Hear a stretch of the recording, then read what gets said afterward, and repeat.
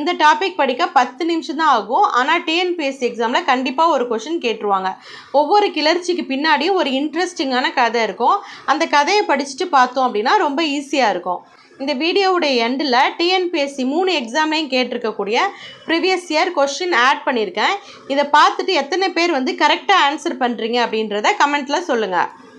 First Santhal கிளர்ச்சி, இதை ஹூல் கிளர்ச்சி அப்படின்னும் சொல்லுவாங்க. இந்த நேம் பார்த்துக்கோங்க. இது டிஎன்பிஎஸ்சி எக்ஸாமில் இதுக்கு முன்னாடி கேட்டிருக்காங்க. சந்தால் கிளர்ச்சி அல்லது ஹூல் கிளர்ச்சி இது எப்போ நடந்தது அப்படின்னா 1855 ஆரம்பமாயிருக்கும். 1855 மோஸ்ட் ஆஃப் த கொஷின் ஏரை வச்சு தான் கேட்பாங்க. ஸோ அதை பார்த்துக்கோங்க.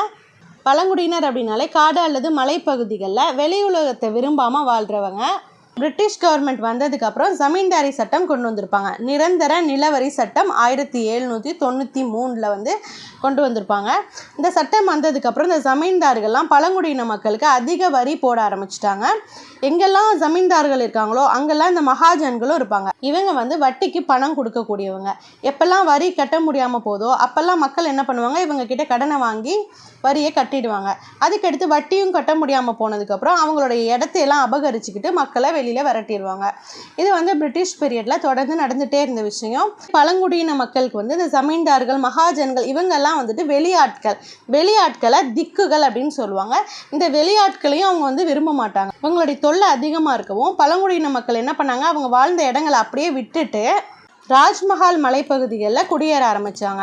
ராஜ்மஹால் மலைப்பகுதியில் மலையடிவாரத்தில் தாமினிகோ அப்படின்ற ஒரு இடத்துல குடியேற ஆரம்பிச்சிட்டாங்க. ஸோ இது ஒரு கொஷின். எங்கன்னா ராஜ்மஹால் மலைப்பகுதி தாமினிகோ அப்படின்ற ஒரு இடத்துல. இது எந்த மாநிலத்தில் இருக்குது அப்படின்னா ஜார்க்கண்டில் இருக்குது. இவங்க ராஜ்மஹால் மலைப்பகுதிகளில் குடியேறின பிறகு அங்கே இருக்கக்கூடிய அடர்ந்த காடுகளை சீர்திருத்தம் பண்ணி மறுபடியும் வாழ ஆரம்பிச்சிருப்பாங்க. மறுபடியும் இந்த ஜமீன்தார்கள் விளைச்சல் அதிகமாக இருக்குன்னு அதிக வரி போட ஆரம்பிச்சிட்டாங்க. அதுக்கடுத்து மகாஜன்கள் அவங்களும் அவங்கள பின்தொடர்ந்து போக ஆரம்பிச்சிட்டாங்க. மறுபடியும் இவங்க இடத்த அபகரிச்சுட்டு விரட்ட பார்க்கும்போது தான் இந்த கிளர்ச்சி ஆரம்பமாயிருக்கும். ட்ரைபல் அப்ரைசிங்கில் டேட்டோடு இருக்கக்கூடிய ஒரே ஒரு கிளர்ச்சி சந்தால் கிளர்ச்சி தான். ஸோ அந்த டேட்டு பார்த்துக்கோங்க, 30 ஜூன் 55. அடுத்து இதோடைய தலைவர்கள் சித்து கானு அப்படின்னு 2 முக்கியமான தலைவர்கள். இதை பார்த்துக்கோங்க. இது கொஸ்டினாக கேட்பாங்க. சித்து கானு இவங்க முர்மு அப்படின்ற ஒரு பேரை ஆட் பண்ணிப்பாங்க. இவங்களுடைய இனத்துடைய பேரை சித்து முர்மு கானு முர்மு அப்படின்னு ஆட் பண்ணிப்பாங்க. பட் டிஎன்பிஎஸ்சியில் சித்து கானு அப்படின்னு தான் கேட்டிருக்காங்க. அதனால் அந்த நேம் மட்டும் கொடுத்துருக்கேன். ஃபூலோ அண்ட் ஜானோன்னு 2 பெண் தலைவர்கள் கூட இருப்பாங்க.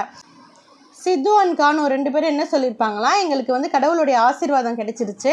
வில்லு அம்பு இதெல்லாம் நம்ம போர் தொடுக்கும்போது துப்பாக்கியும் பீரங்கியுமா மாறிடும்.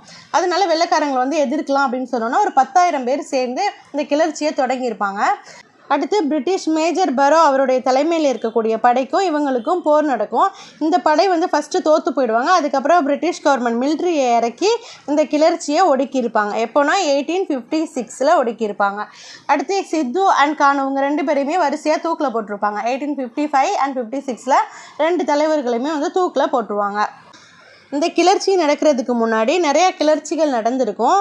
அதை பிரிட்டிஷ்காரங்க கடுமையாக ஒடுக்கியிருப்பாங்க. அப்படி இருந்தும் மறுபடி கிளர்ச்சிகள் நடந்துகிட்டே இருக்கிறதுனால இந்த பழங்குடியினரை என்ன நடந்தாலும் மாற்ற முடியாதுன்றது புரிஞ்சுட்டு சந்தல் பர்கானா அப்படின்றத உருவாக்கியிருப்பாங்க.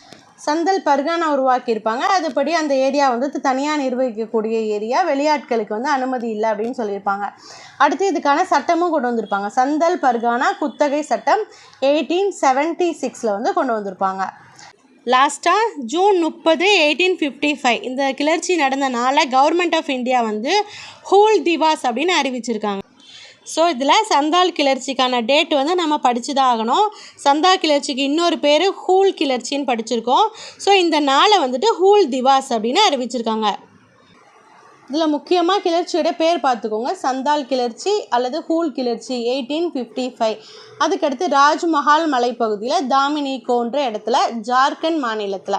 அடுத்து 30 ஜூன் 1855 இது ஞாபகம் வச்சுக்கோங்க. ஒரே ஒரு டேட்டு இதுதான். அடுத்து தலைவர்கள் ஞாபகம் வச்சுக்கோங்க. சித்து கானு. பெண் தலைவர்கள் ஃபூலோ ஜானோ. கிளர்ச்சி 1856 ஒடுக்கியிருப்பாங்க. சந்தல் பர்கானா உருவாக்கியிருப்பாங்க. அடுத்து முண்டா கிளர்ச்சி. இதை வந்து உல்குலான்னு சொல்லுவாங்க. உல்குலான் என்னென்னா அப்புறம் பார்க்கலாம். இது எப்போ ஆரம்பிச்சிருக்குன்னா 1899. அடுத்த வருஷம் இதை வந்து அடக்கியிருப்பாங்க. ஸோ 99 ஞாபகம் வச்சுக்கோங்க. சந்தால் கிளர்ச்சி வந்து 55, இது வந்து 99. எந்த இடத்துலனா சோட்டா நாக்பூர் பீடபூமி, ஜார்க்கண்ட் மாநிலத்தில் இருக்கக்கூடிய சோட்டா நாக்பூர் பீடபூமி பகுதிகளில் தான் இந்த முண்டா கிளர்ச்சி வந்திருக்கும். இதுக்கு முக்கியமான காரணம் பிரிட்டிஷ் கவர்மெண்ட்டுடைய நில வருவாய் கொள்கைகள். அடுத்து குண்டு கட்டி முறை வந்து பிரிட்டிஷ் கவர்மெண்ட் இருக்கக்கூடாதுன்னு சொல்லியிருப்பாங்க. இந்த குண்டு கட்டி முறை அப்படின்றது இந்த முண்டா மக்கள் வந்து ஒவ்வொரு கிராமம் அல்லது குலமாக சேர்ந்து வாழ்வாங்க. ஒவ்வொரு குலத்துக்கும் ஒரு தலைவர் இருப்பாங்க, அவர் தான் முண்டா. இதில் வந்து பல குடும்பங்கள் இருக்கும், எல்லாரும் விவசாயம் பண்ணுவாங்க. இந்த விவசாய நிலங்கள் எல்லாமே வந்து முண்டாவுக்கு தான் சொந்தம், அது குலத்தோட தலைவருக்கு தான் சொந்தம். இவங்க எல்லாரும் ஒன்றா சேர்ந்து விவசாயம் பண்ணுவாங்க. வரக்கூடிய ஷேரை வந்து எல்லாருமே பிரிச்சுக்குவாங்க, யாருக்கும் வரி கட்ட மாட்டாங்க. இவங்களுக்குள்ள ஒரு பிரச்சனை அப்படின்னா அதை வந்து முண்டா அவர்கள் வந்து தீர்த்து வைப்பாங்க. ஸோ இதுதான் வந்து குண்டு கட்டி முறை. பிரிட்டிஷ் கவர்மெண்ட் என்ன சொல்லியிருப்பாங்க, இனிமேல் ஒவ்வொரு குடும்பமாக தனித்தனியாக நீங்கள் வந்து விவசாயம் பண்ணணும், தனித்தனியாக வரி கட்டணும் அப்படின்னு சொல்லியிருப்பாங்க. இது வந்து அவங்க இனத்துடைய பாரம்பரியத்தை அழிக்கிற மாதிரி இருக்கும். அதனால் இவங்க வந்து ரொம்ப கோபத்துக்கு உள்ளாயிருப்பாங்க. அடுத்து டிக்குகள் சொல்லக்கூடிய வெளியாட்களுடைய ஆதிக்கம் வந்து அதிகமாக இருக்கும். அடுத்து கிறிஸ்டின் மிஷனரிஸ் வந்து மதத்தை வந்து மாற்ற முயற்சி பண்ணியிருப்பாங்க, அவங்களுக்கு படிக்கணுன்றதெல்லாம் சொல்லி கொடுத்துருப்பாங்க. ஸோ இதெல்லாம் வந்து இந்த முண்டா மக்களுக்கு வந்து பிடிச்சிருக்காது. ஸோ இந்த காரணங்களுக்காக கிளர்ச்சி வெடிக்க ஆரம்பிச்சிருக்கும். இதை வந்து உல்குலான் அப்படின்னு பேர் வச்சுருப்பாங்க. உல்குலான்னா என்னென்னா முண்டா மக்களுடைய லாங்குவேஜில் பெரும் கலகம் அல்லது பெரும் கொந்தளிப்பு அப்படின்னு அர்த்தம். ஸோ உல்குலான்னு சொல்லக்கூடிய கிளர்ச்சி எதுன்னு கேட்டிருக்காங்க டிஎன்பிஎஸ்சியில். உல்குலான்னு சொல்லக்கூடியது முண்டா கிளர்ச்சி. அடுத்து இதோடைய தலைவர் வந்து பிர்சா முண்டா. பிர்சா முண்டா தான் முண்டா கிளர்ச்சியுடைய தலைவர். இது ரொம்ப முக்கியம், நோட் பண்ணிக்கோங்க. இது வந்து கொஸ்டின் தான் கேட்பாங்க. இவரை வந்து தர்த்தி அப்பான்னு சொல்லுவாங்க. தர்த்தி அப்பானா இந்த பூமியோட அப்பா அப்படின்னு அர்த்தம். ஸோ இந்த பிர்சா முண்டா அவர்கள் வந்து அவங்களுடைய மக்களை எல்லாம் கூட்டிகிட்டு போயிட்டு 1899 ஒரு கிறிஸ்மஸ் அன்னைக்கு மகாராணியுடைய ஆட்சி வந்து ஒழியணும், முண்டா மக்களுடைய ராஜ்யம் வந்து வளரணும் அப்படின்னு சொல்லிட்டு வில்லு, அம்பு, கோடாரி இதெல்லாம் எடுத்துகிட்டு போய் அங்கே இருக்கக்கூடிய police station, Christian missionaries, government office எல்லாத்தையுமே அடித்து உடைச்சி பிரிட்டிஷ்காரங்களெல்லாம் கொண்டிருப்பார். அதனால் பிரிட்டிஷ்காரங்க வந்து இவரை பிடிச்சி ஜெயிலில் 1990 ஜெயிலில் போட்டிருப்பாங்க. ஜெயிலே இவரும் வந்து இறந்துருவார். அதுக்கடுத்து ஒரு 8 வருஷம் கழிச்சு சோட்டா நாக்பூர் டெனன்சி ஆக்ட்ன்றதை உருவாக்கியிருப்பாங்க. அதுபடி முண்டா மக்களுடைய அந்த குண்டு கட்டி முறைப்படியே அவங்க வந்து விவசாயம் பண்ணிக்கிட்டோன்னு சொல்லிட்டு வெளியாட்கள் வந்து அவங்கள தொல்லை பண்ணக்கூடாதுன்ற மாதிரி சட்டம் கொண்டு வந்திருப்பாங்க. முண்டா மக்கள் ஒரு குட்டி சுதந்திர போராட்டத்தையே நடத்தியிருப்பாங்க. இந்தியன் கவர்மெண்ட் வந்து 75வது சுதந்திர தினம் 2021 அன்னைக்கு நவம்பர் 15 வந்து பிர்சா முண்டாவுடைய பிறந்த நாள்.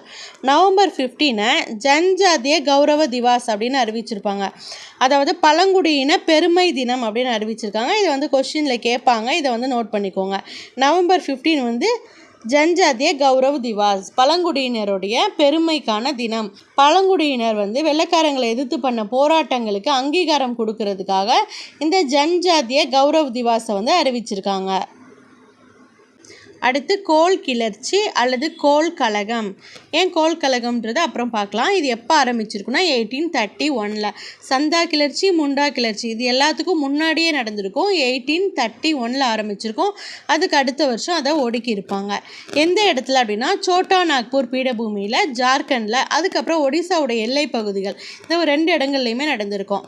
ஸோ ஜார்க்கண்ட் அண்ட் ஒடிசா இந்த கிளர்ச்சியில் ஒரு பழங்குடியினர் மட்டும் இல்லாமல் இந்த கோல் பழங்குடியினர், முண்டா பழங்குடியினர், ஹோன்ற பழங்குடியினர், ஒரான் அப்படிங்கிற பழங்குடியினர், இது மாதிரி நிறைய பழங்குடியினர்கள் மொத்தமாக சேர்ந்து கிளர்ச்சி பண்ண ஆரம்பிச்சிருப்பாங்க. அதனால தான் வந்து இதை கோல் கழகம் அப்படின்னு சொல்கிறாங்க. இதோடைய தலைவர் வந்து யாருன்னா புத்தோ பகத் அவர்கள், பிந்துராய் சிங்கராய். என்ன காரணம் அப்படின்னா முண்டா மங்கி அமைப்பை வந்து பிரிட்டிஷ்காரங்க இனிமேல் இருக்கக்கூடாதுன்னு சொல்லியிருப்பாங்க. இந்த முண்டா மங்கி நில அமைப்புனா ஏற்கனவே பார்த்த மாதிரி ஒரு கிராமம் அல்லது குளம் இருக்கும், அதோடைய தலைவராக முண்டா இருப்பார். இது மாதிரி பல கிராமங்கள் இருக்கும். இந்த எல்லா கிராமங்களுக்கும் தலைவராக இந்த மங்கி அப்படின்றவங்க இருப்பாங்க. முண்டா அவர்களால் தீர்த்து வைக்க முடியாத பிரச்சனை இது எல்லாத்தையுமே வந்து இந்த மங்கி அவர்கள் வந்து தீர்த்து வைப்பாங்க. எல்லாரும் ஒரே கூட்டமாக வாழ்வாங்க. ஸோ இதுதான் வந்து அவங்களுடைய முண்டா மங்கி அமைப்பு. பிரிட்டிஷ்காரங்க என்ன சொல்லியிருப்பாங்க, எல்லாரும் தனித்தனியாக வாழ்ந்து தனித்தனி குடும்பமாக விவசாயம் பண்ணி வரி கட்டணும், இனிமேல் இந்த முறை இருக்கக்கூடாதுன்னு சொல்லியிருப்பாங்க. இது வந்து அவங்களுக்கு ஒரு பெரிய கொந்தளிப்பை ஏற்படுத்தியிருக்கும். அடுத்து திக்குகள், அவங்களோட வெளியாட்களுடைய ஆதிக்கம் அதிகமாக இருக்கும். ஸோ இந்த காரணங்களுக்காக தான் அந்த கிளர்ச்சி வந்துச்சு. இந்த கிளர்ச்சியில் வட்டிக்காரங்க, வர்த்தகர்கள், நில உரிமையாளர்னு யார் வந்தாலும், வெளியாட்கள் யார் வந்தாலும் அவங்க மேலே தாக்குதல் நடத்துவாங்க. இதோடைய தலைவர் வந்து புத்தோ பகத். இது வந்து ரொம்ப முக்கியம், நோட் பண்ணிக்கோங்க. ஸோ இவங்களுமே வில்லு கம்பு இதெல்லாம் வச்சு தான் வந்து பிரிட்டிஷ்காரங்க கூட போர் தொடுத்துருப்பாங்க. அதில் புத்தோ பகத்தும் அவருடைய 2 மகன்களுமே இறந்து போயிடுப்பாங்க. இவங்க இறந்து போனதுக்கப்புறம் இந்த பிந்துராய், சிங்கராய் இவங்க 2 பேரும் என்ன பண்ணுவாங்க, காட்டுப்பகுதிகளில் போய் ஒளிஞ்சிருந்து கொரில்லா முறையில் போர் தொடுத்துட்டே இருப்பாங்க. வெளியாட்கள் யார் வந்தாலும் வந்து கொன்றுவாங்க. இதனால் பிரிட்டிஷ்காரங்க கோவமாகி இவங்க 2 பேரையும் பிடிச்சி கொடுக்குறவங்களுக்கு பரிசு தொகை வந்து அறிவிச்சிருப்பாரு. ஆனால் யாருமே காட்டி கொடுத்துருக்க மாட்டாங்க. இதில் பிரிட்டிஷ்காரங்க என்ன பண்ணுவாங்கன்னா, மொத்த கிராமத்தையுமே வந்து நெருப்பு வச்சு கொளுத்திட்டு அவங்களுடைய கால்நடைகள் எல்லாத்தையுமே எடுத்துகிட்டு போயிடுவாங்க. இதில் நிறைய மக்கள் வந்து இறந்து போயிருப்பாங்க. ஸோ இதெல்லாம் பார்த்துட்டு இந்த பிந்துராய், சிங்கராய் இவங்க 2 பேரும் போய் பிரிட்டிஷ்காரங்க கிட்ட சரணடைஞ்சிருவாங்க. 1832 அதோட இந்த கிளர்ச்சியும் ஒடுக்கப்பட்டிருக்கும். ஸோ இப்போ முக்கியமான பாயிண்ட் மட்டும் பார்த்துக்கலாம். கோல் கிளர்ச்சி அல்லது கோல் கலகம் 1831 to 32 நடந்திருக்கும். சோட்டா நாக்பூர் பீடபூமி ஜார்க்கண்ட் அண்ட் ஒடிசாவுடைய எல்லை பகுதிகள். ஸோ ஜார்க்கண்ட் அண்ட் ஒடிசா 2 மாநிலங்களையும் நடந்திருக்கும். இதோடைய தலைவர்கள் ரொம்ப முக்கியம். அதுலேயும் முக்கியமாக புத்தோ பகத் அவர்கள், அது வந்து முக்கியம். அது வந்து கொஸ்டினில் கேட்டிருக்காங்க. என்ன காரணம் அப்படின்னா, முண்டா மங்கி நில அமைப்பு பாதிப்பு. முண்டா கிளர்ச்சியில் வந்து குண்டு கட்டி முறை பாதிப்பு, கோல் கிளர்ச்சியில் முண்டா மங்கி பாதிப்பு. அதுக்கடுத்து அவ்வளோதான். இது 3 வந்து ரொம்ப முக்கியமான பாயிண்ட்ஸு, இதை மட்டும் பார்த்துக்கோங்க. அடுத்து ராம்பா கிளர்ச்சி அல்லது கோயா கிளர்ச்சி, இது 2மே பார்த்துக்கோங்க. இது வந்து முக்கியம், கேட்டிருக்காங்க. கோயான்றது அந்த ட்ரைப்ஸுடைய பேர், ராம்பாங்கிறது அந்த கிளர்ச்சி நடந்த இடத்துடைய பெயர். இது எப்போ நடந்திருக்குன்னா 1922 to 24. இப்போல்லாம் சுதந்திர போராட்டம் வந்து உச்சத்தில் இருக்கும். ரொம்ப லேட்டாக தான் அது நடந்திருக்கும். எங்கே அப்படின்னா கோதாவரி மலைப்பகுதியில் ஆந்திர பிரதேசத்தில் நடந்திருக்கும். ஸோ ஆந்திர பிரதேசத்தில் கோதாவரி மலைப்பகுதியில் நடந்திருக்கும். இதுக்கு முக்கியமான காரணம் மதராஸ் வனச்சட்டம் 1882. இந்த சட்டப்படி காட்டில் இருக்கக்கூடிய வளங்களெல்லாம் வந்து பழங்குடியினர் யூஸ் பண்ணக்கூடாதுன்னு சொல்லியிருப்பாங்க. அதே மாதிரி அவங்களுடைய போடுன்னு சொல்லக்கூடிய ஷிஃப்டிங் கல்டிவேஷன், இது வந்து கொஸ்டினில் கேட்டிருக்காங்க. இந்த போடுன்றது வந்து எந்த மாநிலத்துடைய ஷிஃப்டிங் கல்டிவேஷன் பேர் அப்படின்னு. போடுங்கிறது ஆந்திர பிரதேசத்துடைய ஷிஃப்டிங் கல்டிவேஷன் பேர். அதே மாதிரி இந்த ஷிஃப்டிங் கல்டிவேஷனும் பண்ணக்கூடாது அப்படின்னு சொல்லியிருப்பாங்க. ஏன்னா அவங்க வந்து மொத்தமாக காடை எரிச்சு விட்டு விவசாயம் பண்ணிவிட்டு அடுத்தடுத்து எரிக்க போயிடுவாங்க. பிரிட்டிஷ்காரங்களுக்கு இந்த மரங்கள்லாம் ரொம்ப முக்கியம். நிறையா ஏற்றுமதி பண்ணுவாங்க. அடுத்து கப்பல் கட்டும் தொழிற்சாலை, ரயில்வேஸ், இது எல்லாத்துக்குமே வந்து இந்த ஃபாரஸ்ட் ரிசோர்ஸ் அவங்களுக்கு ரொம்ப முக்கியம். இதோடைய தலைவர் வந்து அல்லூரி சீதாராம ராஜு. தலைவர் பேர் நோட் பண்ணிக்கோங்க, அல்லூரி சீதாராம ராஜு. இவருக்கு வந்து மானியம் வீருடு அப்படின்னு ஒரு பேர், காட்டு வீரன் அப்படின்னு சொல்லுவாங்க. ஸோ இந்த 2மே வந்து நோட் பண்ணிக்கோங்க. மானியம் வீருடுன்னு அழைக்கப்பட்டது யாருன்னு கேட்பாங்க, அல்லூரி சீதாராம ராஜு. இவர் எதோட தொடர்புடையவர், கோயா கிளர்ச்சியுடைய தொடர்புடையவர். 1922 வந்துட்டு ரம்பா பகுதியில் இந்த கிளர்ச்சி வந்திருக்கும். அடுத்த 2 வருஷம் கழிச்சு 1924 வந்து இவரை சுட்டு கொன்னதோடு இந்த கிளர்ச்சியும் முடிவுக்கு வந்திருக்கும். அடுத்து சுவார் கிளர்ச்சி ஆர் சுவார் அப்ரைசிங், இது வந்து லைட்டாக மட்டும் பார்த்துட்டா போதும். டிஎன்பிஎஸ்சியில் ரொம்ப அதிகமாக கேட்டதில்லை, பட் லைட்டாக பார்த்துக்கணும். சுவார் கிளர்ச்சி எங்கே நடந்திருக்கும் அப்படின்னா ஜங்கல் மகால் பகுதி. இந்த பகுதியை நோட் பண்ணிக்கோங்க. ஜங்கல் மகால் பகுதி மேற்கு வங்காளம் and Jharkhand. So Jharkhand plus மேற்கு வங்காளம். இது வந்து பல கட்டங்களாக நடந்திருக்கும். 1760s இவங்க வந்து பிரிட்டிஷ்காரங்களை எதிர்த்திருப்பாங்க. இதோடைய பீக் எப்போ அப்படின்னா 1798 to 1799. ஸோ இந்த வருஷத்தை நோட் பண்ணிக்கோங்க. அடுத்து இதோடைய தலைவர்கள் வந்து துர்ஜன் சிங், ராணி சிரோமணி, ஜெகநாத் சிங், சுபல் சிங். இதுக்கு முக்கியமான காரணம் என்னென்னா பஞ்சம் அதிகமாக இருக்கும். அந்த டயத்தில் கூட பிரிட்டிஷ்காரங்க அதிக வரி வசூலிப்பாங்க. ஸோ அந்த பொருளாதார காரணம் தான் வந்துட்டு இந்த சுவார் கிளர்ச்சிக்கு முக்கியமான காரணம். அடுத்து கோந்து கிளர்ச்சி, இதை லைட்டாக பார்த்துட்டா போதும். எப்போ நடந்திருக்குன்னா 1837 to 1856 நடந்திருக்கும். எங்கன்னா ஒடிசாவில் கிழக்கு தொடர்ச்சி மலைப்பகுதிகளில் வந்து இந்த ட்ரைப்ஸ் வாழ்ந்திருப்பாங்க. இதுக்கு முக்கியமான காரணம் வந்து மெரியான்னு சொல்லக்கூடிய மனித பலி முறையை வந்து பிரிட்டிஷ்காரங்க தடை பண்ணியிருப்பாங்க. ஸோ மனுஷங்களை பலியிடுறதை வந்து தடை பண்ணது ஒரு முக்கியமான காரணமாக இருக்கும். அதுக்கடுத்து பிரிட்டிஷுடைய வரி காரணம். இது 2 தான் வந்து இந்த கிளர்ச்சி நடக்கிறதுக்கு முக்கியமான காரணம். இதோடைய தலைவர் வந்து சக்ரா பிசோய். இதோடைய தலைவர் வந்து ஒரு டைம் கொஸ்டினில் கேட்டிருக்காங்க, பார்த்துக்கோங்க. கோந்து கிளர்ச்சியுடைய தலைவர் சக்ரா பிசோய். டிஎன்பிஎஸ்சிக்கு தேவையான எல்லா பெரிய கிளர்ச்சிகளுமே பார்த்தாச்சு. இது வந்து சின்ன கிளர்ச்சிகள். இதையும் வந்து நான் பார்க்கணும், விட்டுட்டு போக விரும்பலை அப்படின்னு நினச்சிங்கன்னா இதை வந்து பார்த்துக்கோங்க.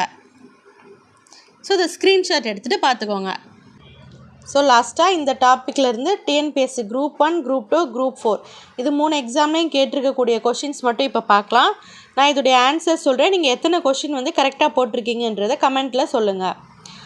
ஃபஸ்ட்டு சித்து மற்றும் கானு எந்த கிளர்ச்சியின் தலைவர்கள் அப்படின்னு கேட்டிருக்காங்க. ஆன்சர் நீங்கள் நோட் பண்ணிக்கோங்க, நான் இப்போ சொல்கிறேன். சந்தால் கிளர்ச்சியுடைய தலைவர்கள். இதில் இன்னும் 2 தலைவர்கள் கூட இருப்பாங்க. சந்த் முர்மு, பைரவ் முர்மு அப்படின்னு இன்னும் 2 தலைவர்கள் இருக்காங்க. பட் மோஸ்ட்லி டிஎன்பிஎஸ்சியில் சித்து அண்ட் கானுவை தான் கேட்டிருக்காங்க. அடுத்து உல்குலான் என்று அழைக்கப்படும் கிளர்ச்சி எதனுடன் தொடர்புடையதுன்னு கேட்டிருக்காங்க. உல்குலான் என்று அழைக்கப்படும் கிளர்ச்சி வந்து முண்டா கிளர்ச்சியுடைய தொடர்புடையது. முண்டா லாங்குவேஜில் உல்குலான் அப்படின்னா பெருங்கலகம் அல்லது பெருங்கொந்தளிப்பு அப்படின்னு அர்த்தம். அடுத்து ஒவ்வொரு ஆண்டும் ஜூன் 30 எந்த நாளாக கொண்டாடப்படுகிறது அப்படின்னு கேட்டிருக்காங்க. ஆப்ஷன் வந்து ஹூல் திவாஸ். ஜூன் 30 வந்து ஹூல் திவாஸ்னு கொண்டாடுவாங்க. ஜூன் 30 1855 வந்து சந்தால் கிளர்ச்சி, அதை வந்து ஹூல் கிளர்ச்சி அப்படின்னு சொல்லுவாங்க. அதனால் ஜூன் 30 வந்து ஹூல் திவாஸ் அப்படின்னு அறிவிச்சிருக்காங்க. அடுத்து சந்தால் கிளர்ச்சியின் முக்கிய காரணம் என்ன அப்படின்னு கேட்டிருக்காங்க. ஆப்ஷன்ஸ் பார்த்தோம் அப்படின்னா ஆங்கிலேய நிலவரி, அதுக்கடுத்து டிக்குகளின் சுரண்டல். இது 2மே காரணன்ற மாதிரி தானே இருக்குது. ஆனால் ஆங்கிலேய நிலவரி வந்து எல்லா கிளர்ச்சிக்கும் ஒரு அடிப்படை காரணமாக இருக்கும். ஆனால் சந்தால் கிளர்ச்சி எப்போ வந்திருக்கும் அப்படின்னா ஜமீன்தார்கள் அதிக வரி போட்டு அவங்களுடைய நிலத்தை ஃபஸ்ட்டு அபகரிச்சிருப்பாங்க. அதுக்கப்புறம் இவங்க வந்து ராஜ்மஹால் மலைப்பகுதியில் போயிருப்பாங்க. மறுபடியும் அந்த நிலத்தையும் அபகரிக்க ஆரம்பிச்சிருப்பாங்க. அப்போ தான் கிளர்ச்சி ஏற்பட்டிருக்கும். ஸோ இதுக்கு கரெக்டான ஆன்சர் வந்து டிக்குகளின் சுரண்டல் மற்றும் அதிக வட்டி. டிக்குகள் அப்படின்னா வெளியாட்கள் எல்லாரையுமே வந்து அவங்க டிக்குகள் தான் சொல்லுவாங்க. ஸோ ஜமீன்தார்கள், அதுக்கடுத்து மகாஜன்கள், இவங்களுடைய சுரண்டல் மற்றும் அதிக வட்டி தான் சந்தால் கிளர்ச்சியின் முக்கிய காரணம். அடுத்து கோல் கிளர்ச்சி நடைபெற்ற ஆண்டு கேட்டிருக்காங்க. கோல் கிளர்ச்சி வந்து 1831 to 1832 நடந்திருக்கும். அடுத்து பொறுத்துக கேட்டிருக்காங்க. கோல் கிளர்ச்சியுடைய தலைவர் வந்து புத்தோ பகத். சந்தாலுடைய தலைவர் வந்து சித்து அண்ட் கானு. முண்டாதுடைய தலைவர் வந்து பிர்சா முண்டா. அடுத்து ஹூல் என்ற பெயருடன் தொடர்புடையது எதுன்னு கேட்டிருக்காங்க. சந்தால். சந்தால் கிளர்ச்சிக்கு இன்னொரு பெயர் ஹூல் கிளர்ச்சி. அடுத்து தாமினிகோ பகுதி எதோடைய தொடர்புடையதுன்னு கேட்டிருக்காங்க. மறுபடி இது வந்து சந்தாலுடைய தொடர்புடையது. சந்தால் கிளர்ச்சி வந்து ராஜ்மஹால் ஹில்ஸு தாமினிகோன்ற பகுதியில் ஜார்க்கண்டில் நடந்திருக்கும். அடுத்து மணியம் வீருடு என்று அழைக்கப்படுபவர் யாருன்னு கேட்டிருக்காங்க. இது வந்து யார் அப்படின்னா அல்லூரி சீதாராம ராஜு. இவர் வந்து கோயா கிளர்ச்சி ரம்பா கிளர்ச்சியுடைய தொடர்புடையவர். ரம்பா கிளர்ச்சி வந்து எந்த மாநிலத்தில் நடைபெற்றதுன்னு கேட்டிருக்காங்க. ஆந்திர பிரதேசத்தில் நடைபெற்றது. அடுத்து சந்தால் கிளர்ச்சி நடந்த இடம் ராஜ்மஹால் மலைகள். இந்த சந்தால் கிளர்ச்சியிலேருந்து நிறைய கொஸ்டின் இதில் தான் கேட்டிருக்காங்க.